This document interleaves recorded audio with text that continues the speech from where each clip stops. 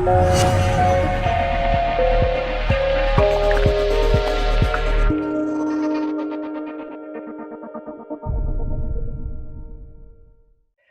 gratitude seekers, and welcome to a new episode of the Gratitude Podcast. Today, I want you to meet Melissa Schwartz. She has rapidly become one of the most sought after speakers on the topic of understanding children with high sensitivity. She is the co-creator of Leading Edge Parenting and has worked with children for over 15 years. But now, I will let her tell you more about herself.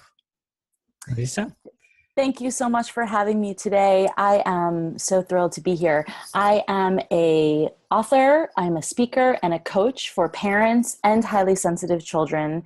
And it is my great joy to bring new understanding and awareness to this topic that doesn't quite get as much airtime as it could, because once people discover the term high sensitivity, their whole world opens up. I also think of myself as being, I don't know if it's high sensitivity, but a sensitive person and even a sensitive man, even though it's not really easy to say this because men are not supposed to be sensitive. And yeah, it happens for me to make mistakes like before. And these things happen because when you put emotion, when you're sensitive, these things might happen. And yeah, I think it's important for us to accept this and see it as it is, right?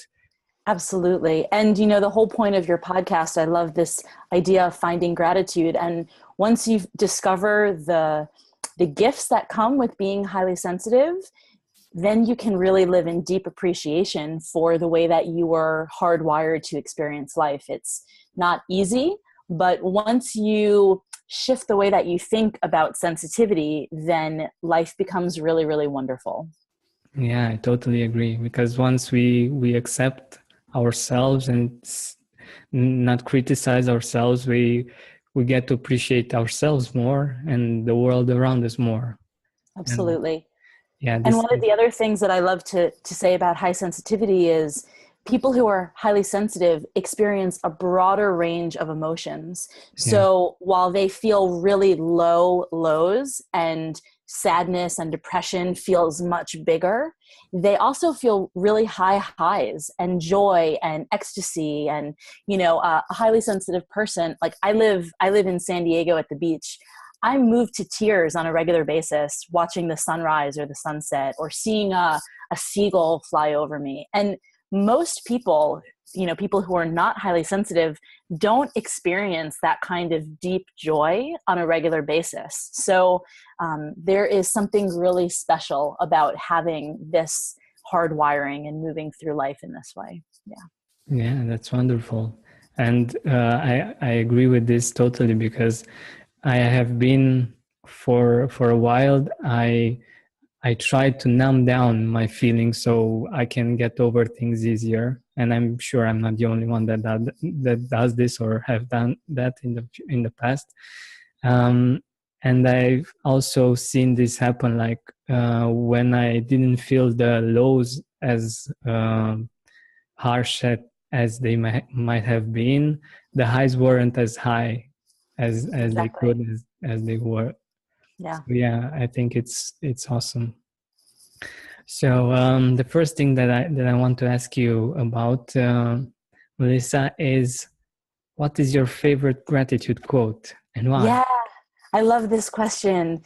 It was hard for me to choose just one because gratitude is for me, it's a way of living. It's choosing a mindset of looking for the good in things. And so there are so many beautiful quotes that speak to it. But the one that, at least for today, that's my favorite quote. My favorite quote for today is, I believe it's by Meister Eckhart. And it goes like, if the only prayer you said in your whole life was thank you, that would be enough. And I believe that to be true. And when I work with parents with sensitive children, we frequently talk about how the parents have to look for appreciation in the children and teach the children to say thank you thank you for the food. Thank you to my shoes. Thank you for everything. Because once we see the world through this lens of appreciation, our whole life changes. Yeah, I totally agree. And I've written an article on this, on saying thank you, and the fact that my parents did um, educate me in this way to say thank you.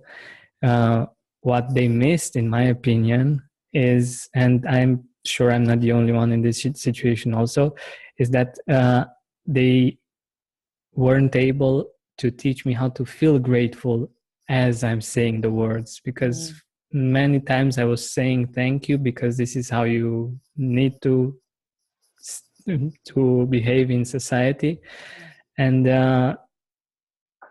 I have for this, I have an exercise for people to, when they say thank you, to become aware and to really feel the gratitude when they say thank you.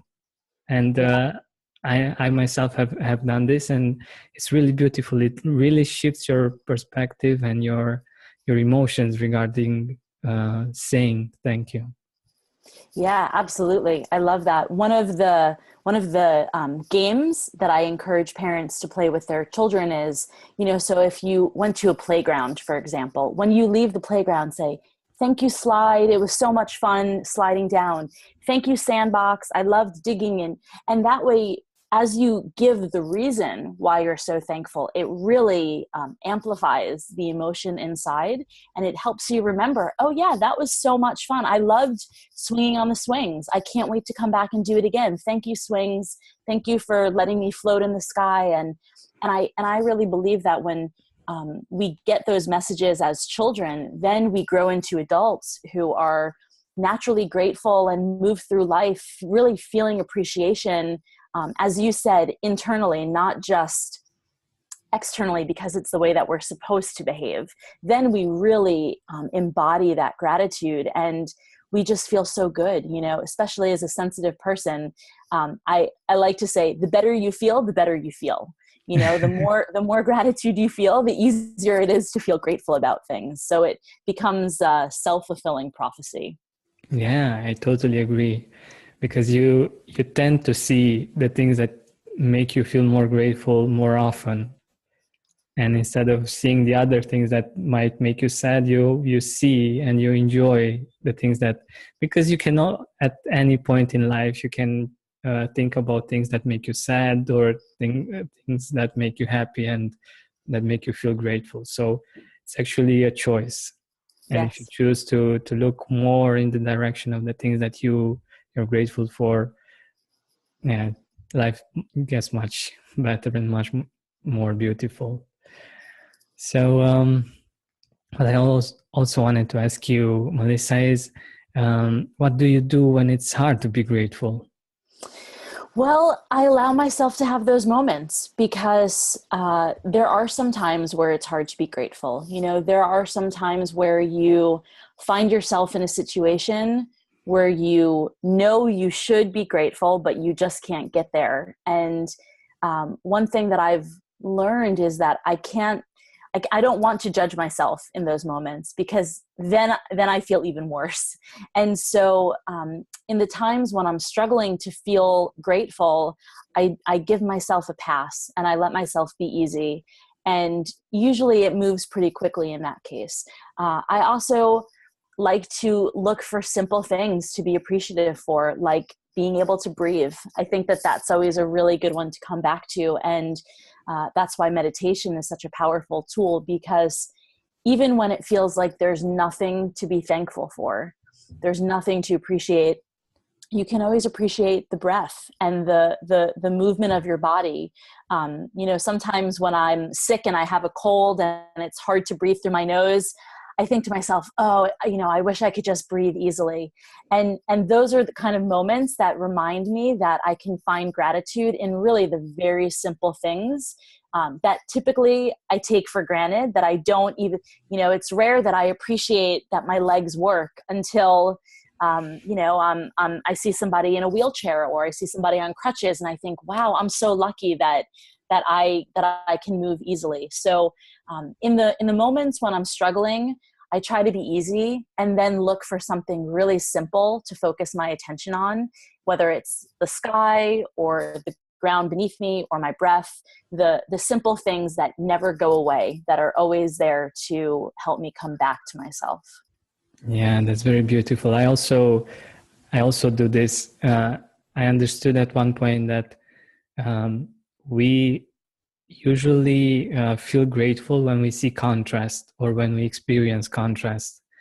And we don't realize that we are lucky with the fact that we can breathe, like you said, until we get the cold and we can't breathe normally.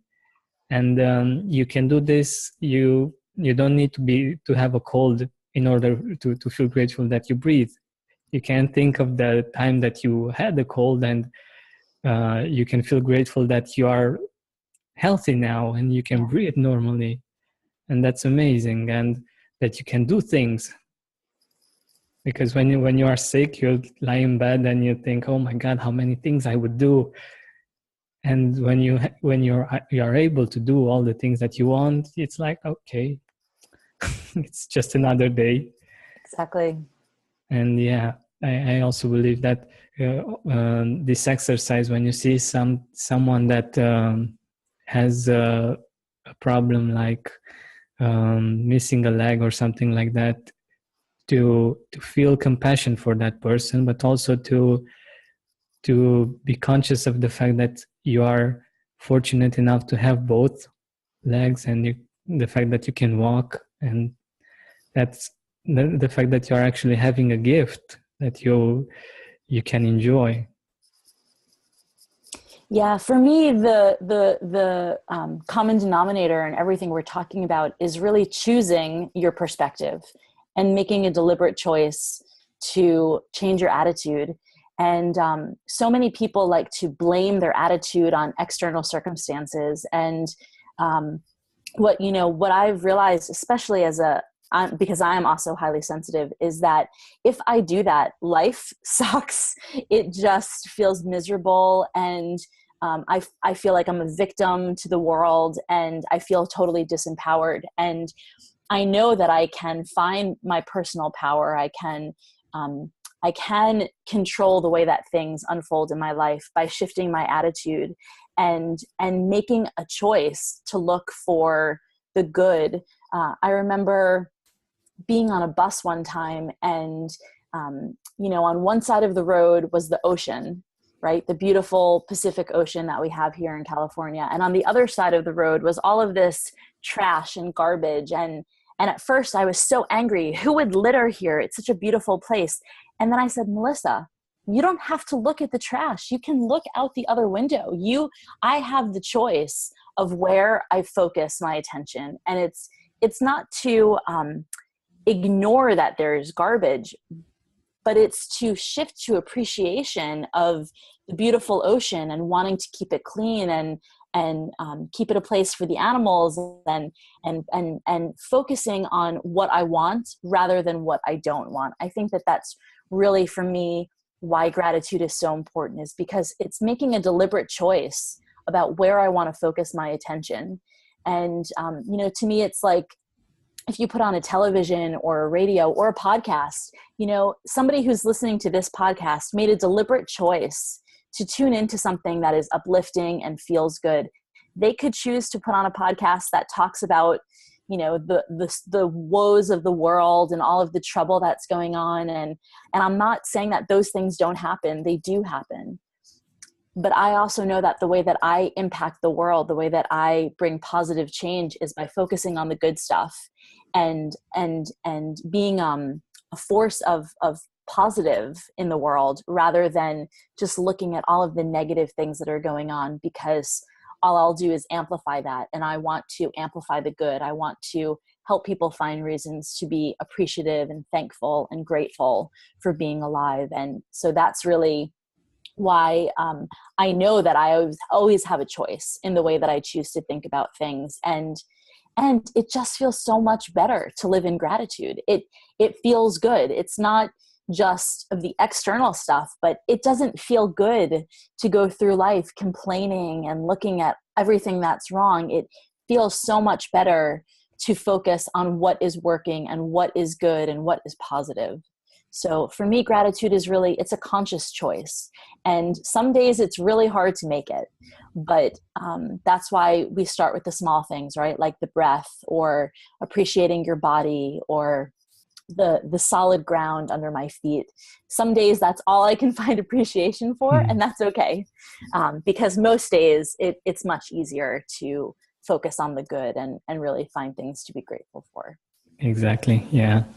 So were you always a grateful person, or did you have a meaningful experience before making the switch to choose to be grateful more often? Yeah, thank you for the question. I think that when I was younger, I felt really misunderstood.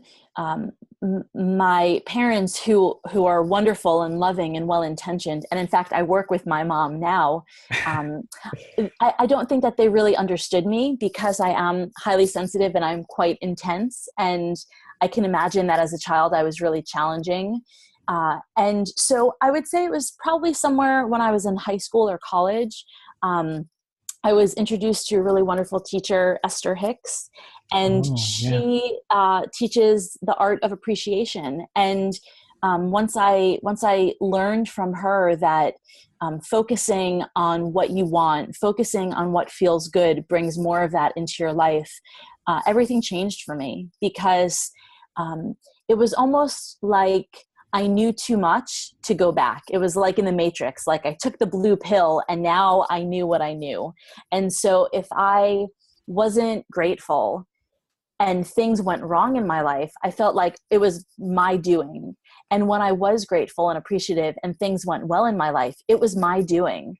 And so at some point, I just had a very clear understanding that appreciation and gratitude is the way of life that I want to live, because I want to live a joyful life, and I want to leave a legacy of being an uplifter and being a positive influence in the world. And without gratitude, it's not possible to do that. So I don't know that I always lived a life of gratitude, but once I discovered it, I couldn't go back. Yeah, I'm sure. It was the same for me, because once I realized how good it can be to focus on gratitude and how many beautiful things come my way by doing this, it's like, why choose the other way? Of course, I'm not grateful all the time. I have my challenges also, but most of the time it's a conscious choice that I make. And this is what I want our listeners to do also. It's not going to be all the time easy to be grateful, but it's something that you can choose. And life is much better this way. So you said something about when you were a child. What would you tell your younger self about gratitude? Well, I would tell my younger self that I can be grateful in every situation. And, when I look back on my childhood, I have childhood wounds, as we all do. And it's so funny, because as an adult, some of the wounds seemed like they came through certain people or certain friends. And as an adult, I've had the opportunity to reconnect with some of those people and kind of talk about those experiences from a new perspective. And it's so interesting when the other person involved in the scenario shares their perspective. And I realized that I completely misinterpreted a situation, or I misread somebody else's intentions, and I held on to it for so long and let it be the cause of so much pain. So I think what I would tell my younger self is to lighten up and not take things so personally, and to look for the growth opportunity in every situation that comes. Because to me, gratitude is also, it's like a byproduct of pain sometimes. you see somebody get sick, but then you're grateful that they weren't more sick, or you lose a lot of money, but you're grateful that you still have a bed to sleep in. So you mentioned earlier about the contrast. I think I would say to my younger self, don't get caught up in the details of the contrast. Look for the gift in it, because it's very easy to see the trash on the side of the road instead of the ocean view. And so I would encourage my younger self to just look at the good, look at the beautiful ocean, look for the nugget of gratitude in whatever situation unfolds, and don't take it personally when contrast shows up, because that's part of life and it happens for everybody, and there's a gift in it. Without the contrast, there wouldn't be anything to be grateful for. So don't use that as an excuse to ignore the blessing that's really showing up. Exactly. And this is what I found out while talking to people and while doing my work, that in fact we all have challenges. We all have that perfect life that we might see at some people, or in the magazines, or on TV, or something else. In my opinion, at least, it doesn't exist. Even they have their challenges, and we might look at them and say that they have the perfect life, but that's not true.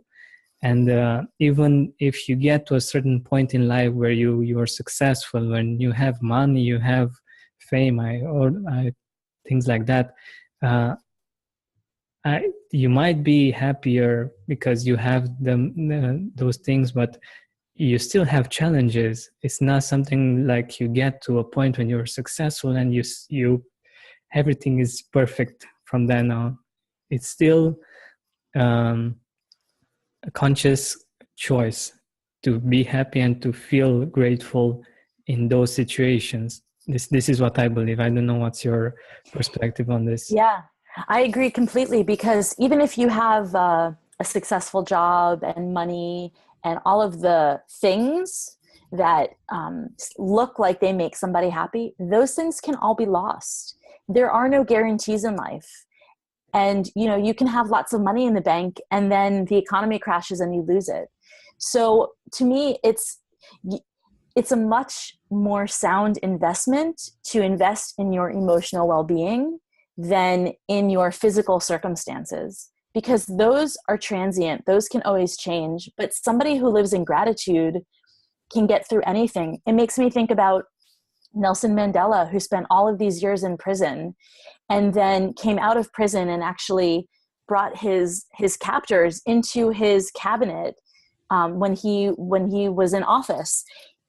Nobody could get through an experience like that, being in jail, without having an attitude of gratitude and appreciation, because his circumstances didn't give him a reason to have that attitude, but he had to make that choice. It also makes me think about, celebrities in Hollywood who it looks like they have everything, but you don't know how they feel when they get into bed at night and they lay their head on the pillow. Exactly. Nobody knows what their inner story is, what their beliefs about themselves are, how satisfied they feel in their relationships. And to me, that is the true mark of success, is feeling good about yourself, being excited to get up in the morning, having a purpose and a passion in life. To me, I'm not impressed by external circumstances, because those are transient and they're not really the mark of a joyful life. For me, the mark of a joyful life is somebody who feels good, who is self-confident in a healthy way, who is compassionate and an uplifter, and leaving a positive wake behind them that is going to affect other people. For me, that is so much more important than any external circumstances ever could be. Exactly, because we tend to believe that if we have those external circumstances, that those will make us feel in a certain way. But the thing is that we are 100% responsibility of how we see the things, because in my own experience, I reached some goals that I had, and it was like, okay, I'm here. Why am I not happy? Yeah. I should be happy. What's Yeah. wrong? What's wrong with me? What's not okay? I should go for another goal, a higher goal, a harder to achieve goal. that's when I will be happy. And I realized that it doesn't work that way.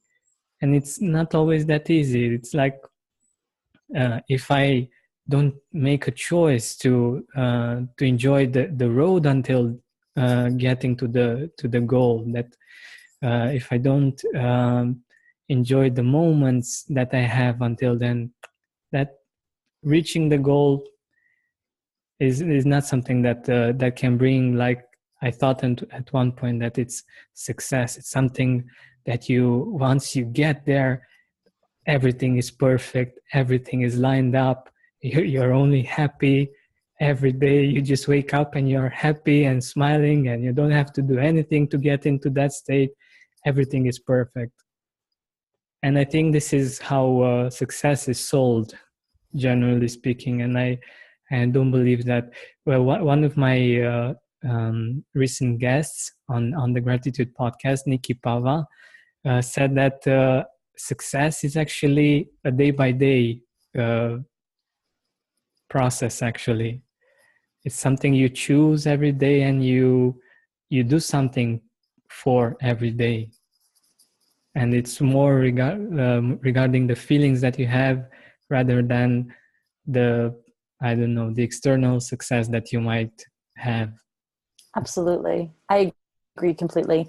Many of the parents that I work with come to me because their children are acting out, they're misbehaving in some way, and the parents don't know what to do. And most parents have a goal to raise successful children. And for that, it means going to a good college or having a good job. And what I tell those parents is I have a very different definition of a successful child. For me, a successful child is a child who feels good about themselves, who is kind and expresses their emotions in a healthy way. And by that, I mean using their words rather than it coming out through physical aggression or shouting or slamming doors. To me, a teenager who slams doors and sneaks out of the house and is, getting into risky behavior with their friends, but gets straight A's in school and gets into a good college, that's not success, at least in my eyes, because somebody who feels good about themselves is going to make good choices in life. They're going to live a life where they're having a positive impact. And to me, that is a mark of success. Many successful business people are, I hope this doesn't sound too controversial, are successful because they do things like they destroy the planet, or they make money by using child labor, or they cheat the government and don't pay taxes. So to me, that is not a mark of success. It might be financial accomplishment, but to me, real success is what I said earlier. It's laying your head down on your pillow at night and feeling like you were a good person today. You had a positive effect on the world. And that doesn't have anything to do with what's in your bank account. It has to do with what's in your heart. It has to do with the way that you move through life. And so I'm really glad that we're having this conversation that's really kind of changing the definition of what success is, because to me, if you don't have gratitude in your heart, then there is no success. That is a critical factor that you can't remove from the puzzle. And if we only look at external circumstances, like where did you go to school, how much money do you make, what kind of car do you drive, to me, that is irrelevant to how successful you are, because many of those people work a lot of hours, they don't have close relationships, they don't take care of their body or their health. And so I don't really see that as success. I see that as trying to please the external world, trying to impress other people. To me, there's a lot of ego involved in that. And really, to be successful is to become humble and to put your ego aside and to self-reflect and wonder, am I living an authentic life? Am I living my best life? Am I contributing to other people in a way that's meaningful? To me, that's the real mark of success. Yeah, I totally agree. And getting back to the fact that success is a day-by-day process, do you do something that helps you be grateful consistently? Do you have an activity or a practice or something that you do? Yeah. I have many practices that I do. I think it's important to I call them self-care practices. And I actually wrote an ebook that's free for parents with sensitive children, and it's self-care for sensitive children. And it goes through about 10 different practices that young children can do, because I believe that self-care is the ultimate act of gratitude. And so I like to have lots of different things, because if I do the same thing every day, it loses its, I lose my appreciation for it. That's interesting. Yeah. So some of the things I like to meditate. And by that, I just sit and quiet my mind and focus on my breath, and kind of notice where it is in my body. I like to journal. I like to put on music. I like to go for walks. I like to just be in nature and appreciate things like the leaves and the sand. I live at the beach, so it's really easy for me to step outside and find things externally to be appreciative for. But I like to try different things all the time, because for me personally, if I only had one or two practices, it would be hard for me to feel the freshness. And for me, appreciation really comes through those fresh eyes, through seeing things through a different lens. So some days my practice of appreciation is pulling a book and reading a quote, an inspirational quote or something like that. So I like to switch it up every day. But yes, I believe it's really important to start the day with an activity or an action that produces gratitude, because it really sets the tone for the way that I move throughout the rest of my day. Yeah, that's great. And it's really interesting. And I think it's a really good tip for the people listening to us that like to have variety and don't like to do the one practice every day or something like that. And this might work much better for some people, because it's not something that they feel they must do. It's like more what they feel every day, and this might work very well for some people, and it's really a good tip. Thank you for that. Yeah, pleasure. So we are coming to the end of our interview, and I want to ask you one important question. Do you want to mention a few people in your life that you're grateful for? Yeah, I want to say I am grateful for everyone in my life, even the ones who bring a lot of contrast. And sometimes those are the hardest ones to be grateful for. But when I am in my authentic self, when I am completely out of ego, I am able to see the really challenging people in my life as my greatest teachers. And so I have the most gratitude for them, because they really push me to grow and to live what I know, to be less reactive and to be more loving. So it's really easy for me to say I'm grateful for my family and my friends.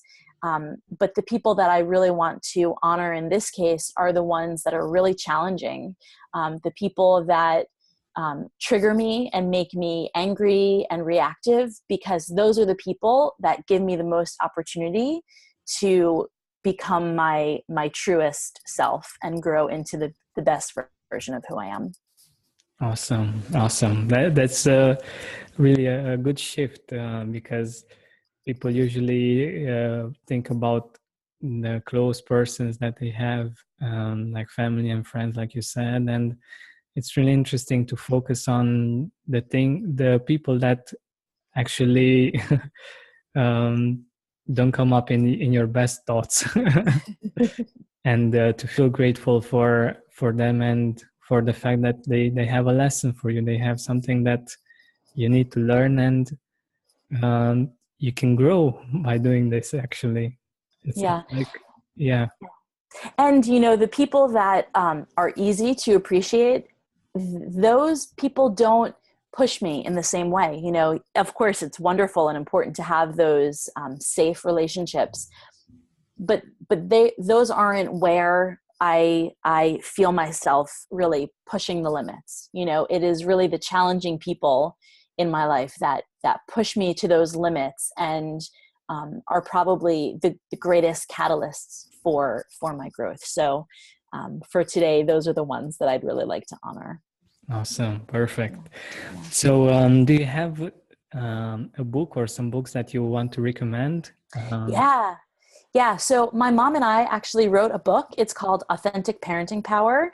And if anybody listening has children, I'd really recommend it. Primarily because the tagline of the book is shift your thoughts, change their behavior. And so what we talk about in this book is about how our thoughts are so powerful. And when we shift the way that we're thinking about somebody, we can actually affect the way that they behave and show up in the world. So for parents who are struggling with their children or just want to deepen their relationships with their children, I really encourage that particular book. Um, yeah, Awesome. Yeah, yeah. it's okay. So, you mentioned also an ebook that you have. Yeah. So Where I can wrote people an find it? ebook called Self-Care for Sensitive Children, and you can download it for free on our website, which is leadingedgeparenting.com. And if you go there, you'll see, you just type in your email address and we'll email you the ebook. And it's got a bunch of tips for parents and children that they can do together. It's recommended for children about ages 5 and up, but even if you've got younger children, you can read it and incorporate some of the ideas into your day-to-day with the children. And the whole idea is really to teach gratitude. It's very much what we've been talking about on this podcast. I believe that if we wait until we're having a hard time to look for gratitude, it's much harder. But if we make this a daily part of our lives, then it becomes routine. It becomes second nature. And so I really encourage parents to begin doing this with their children when they're young, so that as they grow up, this is just a natural part of their life. So you can download that for free on our website too. Yeah, I think this helps parents achieve their most important goal, to see their children successful. Yeah, but from my opinion, in a more healthy way, because when they raise children that are grateful and that incorporate gratefulness, and they enjoy the world much better, and they live a much happier life. And this is what it's all about, actually. Absolutely. I And totally they agree. do this in spite of the challenges, because we all do. Even if our parents wanted to protect us against all kinds of challenges, sooner or later we still have them. We still have to face them. And it's really good to have an attitude of gratitude that can be a tool with which you can see the world in a different way and deal with the challenges that we have. Absolutely. I like to think about gratitude as being like a tool in the toolbox, because it's exactly what you said. Life brings challenges. Nobody goes through life without challenges. It's not possible. But we've all got tools that we use to navigate life and to get through the hard times. And gratitude, it's like the Swiss Army knife of tools, because it will work in so many situations. And when you learn from a young age that you can appreciate things, that you can see life through this lens, then you've just got this very powerful tool to help you get through those hard times in life. It makes the hard times not seem so insurmountable. It really helps you to know that you can handle whatever comes your way. So yeah, I really encourage it from as young as possible, because it helps to set the paradigm that a child has as they move through life. When they know that they can find something to appreciate no matter what, then they are so much more resilient and better able to handle the challenges that naturally come for all of us. Exactly. So thank you very much, Melissa, for being here with us and for sharing these amazing life stories and your experience with us. And Thank you so much for having me. do This you was have lovely. a closing thought? Yeah, I think my final thoughts would just be to look for the good and to be easy and to lighten up and not take things so seriously. We can get so caught up in the details of life, and everybody has the same human experience. You know, it's my belief that we came into human form to experience joy and gratitude and love, to feel those feelings, to feel the sweetness that comes from those kind of relationships, and to go out into the world and make other people feel good and be an uplifter. And so I would encourage the listeners to take what we talked about today and be a force of good in the world. Go out there and uplift other people and uplift yourself, and make the choice, make a deliberate choice to look for the good. Awesome message, gratitude seekers. Yeah. Yeah. Thank you so much, Melissa, and just thank you for being here and for sharing so many beautiful things with us. Thank you. Really, really wonderful. Appreciate it.